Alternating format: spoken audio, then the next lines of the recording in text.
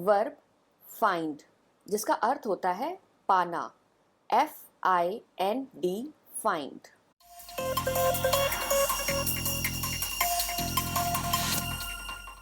Find का एक अर्थ होता है पाना, जिसमें आप किसी वस्तु को पाने के लिए उसे ढूंढते हैं और उसके बाद वह वस्तु आपको मिलती है। तो यहाँ पर ढूंढना और उसके बाद उस वस्तु का आपको मिलना, इसे पाना कहते हैं और इसके लिए इंग्लिश में फाइंड इस वर्ब का यूज़ किया जाता है। जैसे यहाँ पर इस व्यक्ति को अपनी फाइल नहीं मिल रही है तो वह उसे कई जगहों पर ढूंढता है, जैसे टेबल के नीचे, ड्रॉर में, और फाइनली सब जगह ढूंढने के बाद उसे अपनी फाइल एक बुक शेल्फ पर मिलती है। Finally he finds his file on a book shelf. Find का एक दूसरा अर्थ होता है मिलना, जिसमें आप किसी वस्तु को ढूंढते नहीं हैं, कोई वस्तु एक्सीडेंटली अचानक से आपको मिल जाती है। जैसे सफाई करते हुए अचानक इस व्यक्ति को एक ज्वेलरी बॉक्स मिल जाता है जिसे वो ढूंढ नहीं रहा था, वह एक्सीडेंटली उसके सामने आ जाता है, उसे मिल जाता है। तो यहाँ पर इसके लिए फाइंड इस वर्ब का यूज़ किया जाएगा। While cleaning he finds a jewellery box. इस लड़की को अपनी एक प्रॉब्लम का सलूशन इस किताब को पढ़ते हुए मिल गया, तो हम इसे कह सकते हैं while reading she found the solution to her problem. Find का एक तीसरा अर्थ है महसूस करना या अनुभूति होना। जैसे यहाँ पर इस व्यक्ति को एक पिक्चर देख करके बहुत डर लग रहा है, तो यहाँ पर इस तरह बोलेंगे he finds this movie scary, यानी उसे ये मूवी डरावनी लगती है, उसे डर महसूस हो रहा है। एक हैप्पी फैमिली की इस फोटो को देख करके हम कह सकते हैं people find their happiness in their family, यानी लोग अपने परिवार में अपनी खुशियाँ पाते हैं, उन्हें अपने परिवार में अपनी खुशियाँ महसूस होती हैं। फाइंड, आइए इस वर्ब के 5 फॉर्म्स को देख लेते हैं। फाइंड का V1 फॉर्म यानी प्रेजेंट फॉर्म होता है फाइंड, V2 फॉर्म यानी पास्ट फॉर्म होता है फाउंड, V3 फॉर्म यानी पास्ट पार्टिसिपल फॉर्म होता है फाउंड, V4 फॉर्म यानी प्रेजेंट पार्टिसिपल फॉर्म होता है फाइंडिंग, और V5 फॉर्म यानी थर्ड पर्सन सिंगुलर फॉर्म होता है फाइंड्स। V1 फॉर्म यानी फाइंड को बेस वर्ब या रूट वर्ड कहा जाता है, क्योंकि V1 फॉर्म से ही बाकी अन्य फॉर्म्स बनाए जाते हैं। V5 फॉर्म V1 फॉर्म में S ऐड करके बनाया जाता है फाइंड्स। फाइंड्स, इसे इस तरह से याद करिए, find, found, found, finding, finds.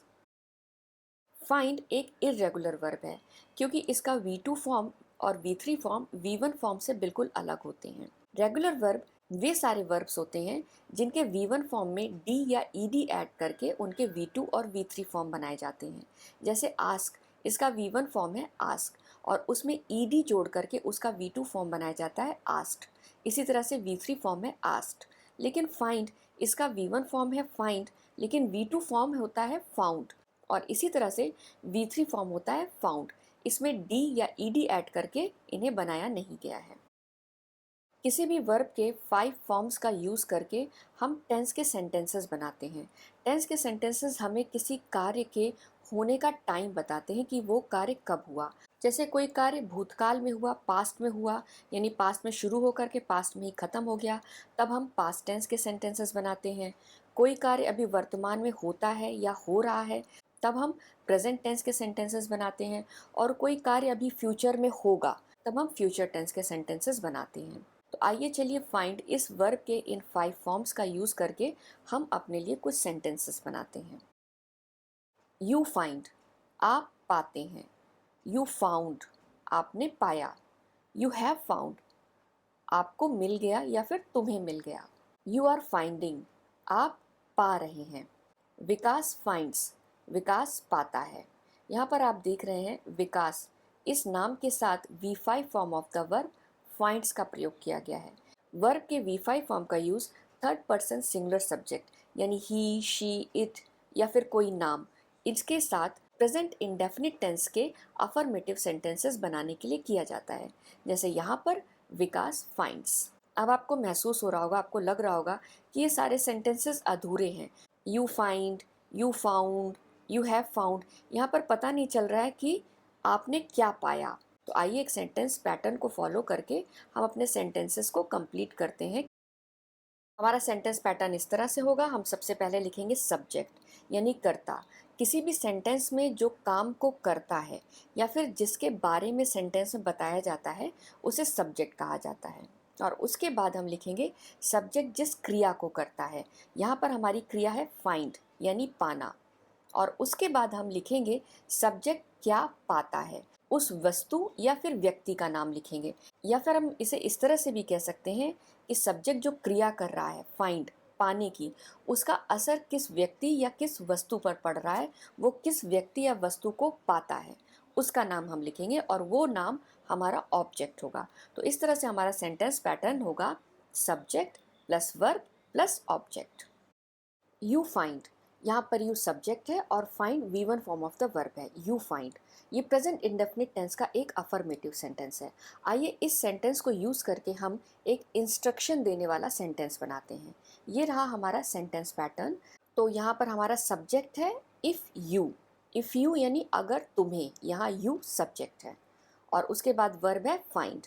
If you find अगर तुम्हें मिले, क्या मिले, वो हमारा ऑब्जेक्ट होगा। Any mistake, if you find any mistake please inform us. तो यहाँ पर इस व्यक्ति को एक लिस्ट देते हुए ये सेंटेंस बोला गया है। If you find any mistake please inform us, यानी अगर आपको कोई गलती मिले तो कृपया हमें सूचित करें। यू फाउंड, जहाँ यू सब्जेक्ट है, found V2 form of the verb है। यू फाउंड एक पास्ट इंडेफिनिट टेंस का अफर्मेटिव सेंटेंस है। आइए इस सेंटेंस को अपना सेंटेंस पैटर्न यूज़ करके कंप्लीट करते हैं। ये रहा हमारा सेंटेंस पैटर्न, जहाँ सब्जेक्ट है यू, वर्ब है फाउंड। यू फाउंड आपको मिला, क्या मिला, वो हमारा ऑब्जेक्ट होगा। योर चाइल्डहुड फोटोज़, तो यहाँ पर जो चाइल्डहुड फोटोज़ हैं वो हमारा ऑब्जेक्ट है। कहाँ मिला, इन दिस एल्बम, तो हमारा सेंटेंस बन जाता है you found your childhood photos in this album. आपको इस एल्बम में अपने बचपन की तस्वीरें मिली। चाइल्डहुड यानी बचपन। यू हैव फाउंड में यू सब्जेक्ट है, हैव हेल्पिंग वर्ब है जिसे यू के साथ प्रयोग किया जाता है और साथ में found V3 form of the verb है। यू हैव फाउंड, आइए इसे यूज़ करके हम प्रेजेंट परफेक्ट टेंस का एक अफर्मेटिव सेंटेंस बनाते हैं। ये रहा हमारा सेंटेंस पैटर्न, जहाँ सब्जेक्ट है यू, हेल्पिंग वर्ब है हैव और वर्ब है फाउंड। यू हैव फाउंड आपको मिली है, क्या मिला है, दिस मूवी ऑनलाइन, तो यहाँ पर हमारा ऑब्जेक्ट है movie. You have found this movie online, आपको ये मूवी ऑनलाइन मिली है। You have found this movie online, इस सेंटेंस में जो काम है, जो मूवी मिलने का काम है, ये पास्ट में हो चुका है और प्रेजेंट में इस कार्य का इफेक्ट ये है कि हम उस मूवी को अब ऑनलाइन देख सकते हैं। यू आर फाइंडिंग, यहाँ यू सब्जेक्ट है, आर हेल्पिंग वर्ब है और finding V4 form of the verb है। यू आर फाइंडिंग, आइए चलिए इस सेंटेंस को कंप्लीट करके हम प्रेजेंट कंटिन्यूअस टेंस का एक अफर्मेटिव सेंटेंस बनाते हैं। ये रहा हमारा सेंटेंस पैटर्न, जहाँ सब्जेक्ट है यू, हेल्पिंग वर्ब है आर, वर्ब है फाइंडिंग। यू आर फाइंडिंग आपको क्या मिल रहा है, ऑब्जेक्ट हमारा होगा न्यू वेज, नए रास्ते। You are finding new ways to improve your English, जिसका अर्थ होता है आप अपनी अंग्रेज़ी सुधारने के लिए नए तरीके खोज रहे हैं, यानी कि नए तरीके खोज रहे हैं और उनको पा रहे हैं, जैसे watching English movies, reading English books and talking with other people in English. Vikas finds, यहाँ विकास सब्जेक्ट है और उसके साथ finds V5 form of the verb use किया गया है।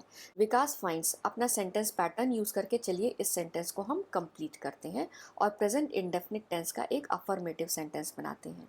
हमारा सेंटेंस पैटर्न ये है, जहाँ पर सब्जेक्ट है विकास, वर्ब है फाइंड्स। विकास फाइंड्स, और विकास को क्या मिलता है, पीस, जो कि हमारा ऑब्जेक्ट होगा, यानी शांति। Vikas finds peace in his home, Vikas को अपने घर में शांति मिलती है, यानी शांति महसूस होती है, उसे शांति की अनुभूति होती है।